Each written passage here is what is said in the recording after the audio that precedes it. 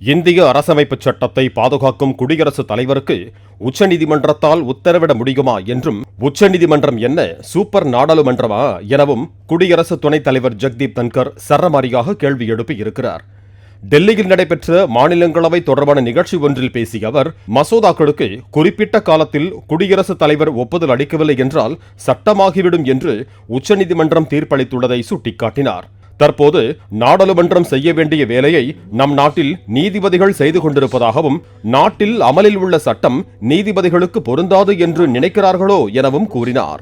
இந்திய அரசியல் அமைப்பின் ஆர்டிகல் 142 ஜனநாயகத்திற்கு எதிரான நீதித்துறையின் அணு ஆயுத ஏவுகணையாக மாறிவிட்டது என்று அவர் குறிப்பிட்டார்.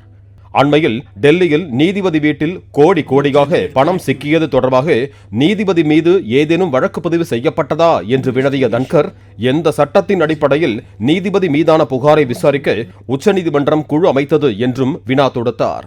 இந்திய அரசமைப்பை பொறுத்தவரை விசாரணைக்கு அப்பாற்பட்டவர்கள் குடியரசுத் தலைவரும் மாநில ஆளுநர்களும் தான் என்றும் ஜெக்தீப் தன்கர் தெரிவித்தார்.